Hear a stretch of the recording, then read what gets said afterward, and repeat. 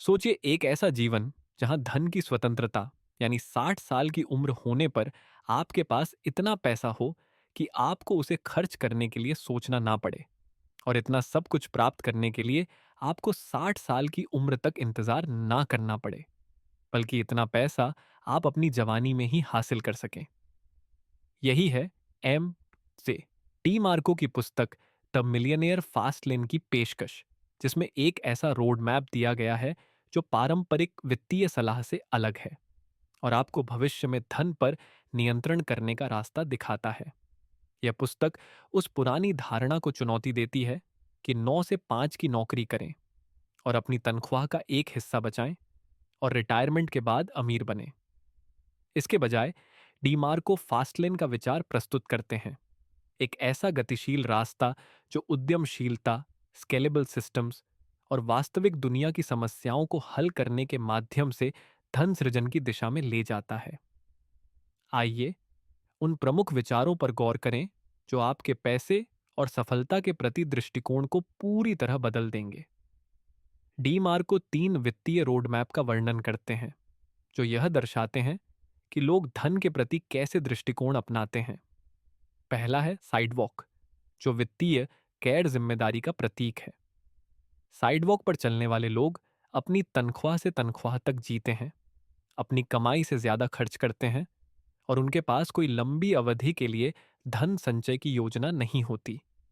चाहे वे कितना भी कमाएं, उनकी वित्तीय अनुशासन की कमी उन्हें वहीं फंसा देती है। इसके बाद आता है स्लो लैन, जो हम में से कई लोग जानते हैं। यह पारंपरिक दृष्टिकोण है। नौकरी प्राप्त करें, अपनी आय का 10% बचाएं, म्यूचुअल फंड में निवेश करें और रिटायरमेंट के बाद अपने धन का आनंद लें। हालांकि यह साइडवॉक से सुरक्षित है, यह बेहद धीमा है, समय पर निर्भर है और यह मुद्रास्फीति और बाजार की दुर्घटनाओं से सुरक्षित नहीं होता।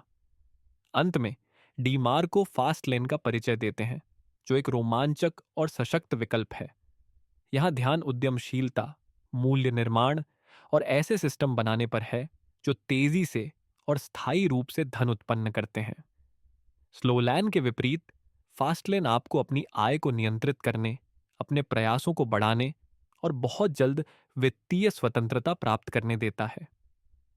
टी मार्को के दर्शन के केंद्र में है धन का सूत्र।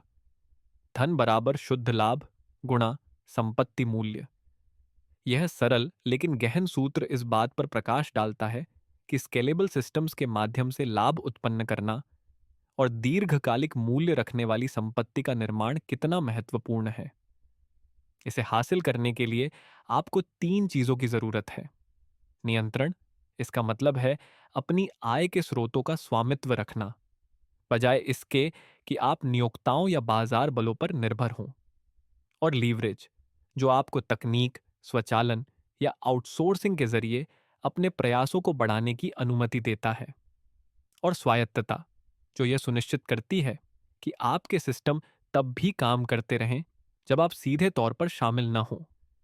फास्टलेन अधिक मेहनत करने के बारे में नहीं है, यह स्मार्ट तरीके से काम करने के बारे में है। डीमार को अपने 5 धन सृजन नियम साझा करते हैं, जिन्हें NECST कहते हैं। पहला नियम है जरूरत।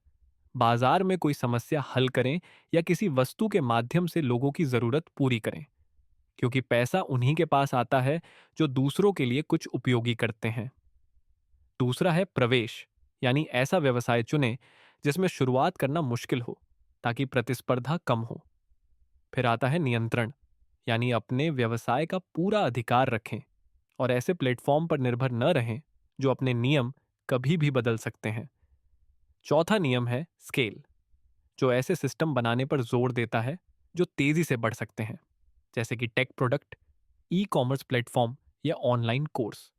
आखिरी नियम है समय, जो यह याद दिलाता है कि ऐसे सिस्टम बनाएं जो आपका समय पूरी तरह से न खपत करें। फास्ट लेन में सफलता के लिए व्यावसायिक मानसिकता अपनाना बहुत जरूरी है। डीमार्को पाठकों से यह आग्रह करते हैं कि वे अपने वित्तीय भविष्य की पूरी जिम्मेदारी लें और निरंतर स्वशिक्षा के लिए प्रतिबद्ध रहें।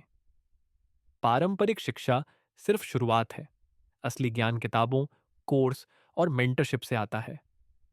वह असफलता को सफलता की ओर एक जरूरी कदम मानते हैं, क्योंकि हर असफलता एक सीखने का अवसर है जो आपको आपके लक्ष्यों के करीब लाती है।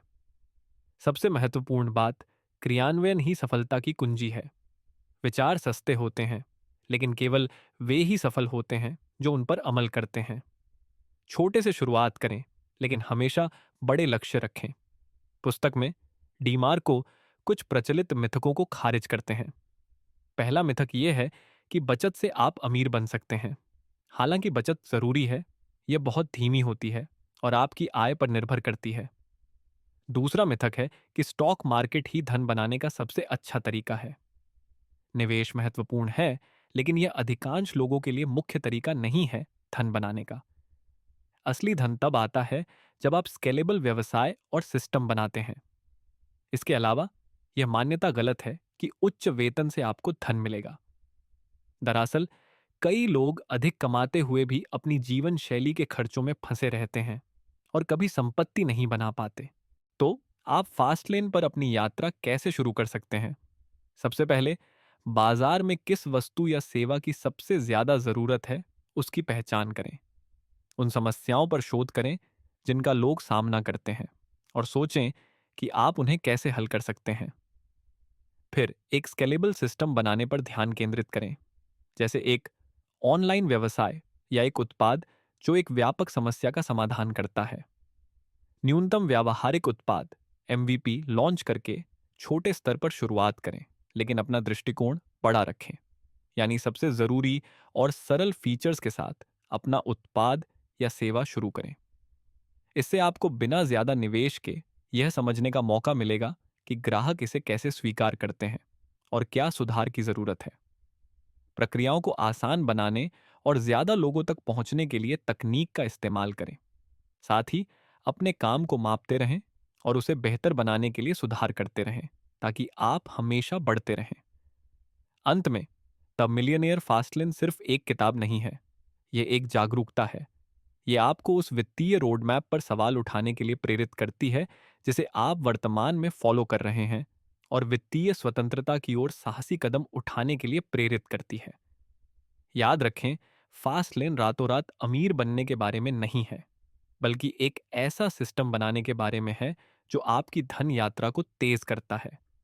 जैसा कि डीमार्को कहते हैं, आपका भविष्य उन विकल्पों द्वारा निर्धारित होता है जो आप आज लेते हैं, कल नहीं। तो अपने वित्तीय भविष्य पर नियंत्रण करें और वह जीवन बनाना शुरू करें जिसका आपने हमेशा सपना देखा है। अगर आप इस बुक को खरीदना चाहते हैं तो Amazon का लिंक डिस्क्रिप्शन में दिया है, वहां जाकर आप खरीद सकते हैं। द जेन्युइन स्पीकर की तरफ से आपका धन्यवाद देखने के लिए, और अधिक जानकारियों और समीक्षाओं के लिए लाइक, शेयर और सब्सक्राइब करना न भूलें।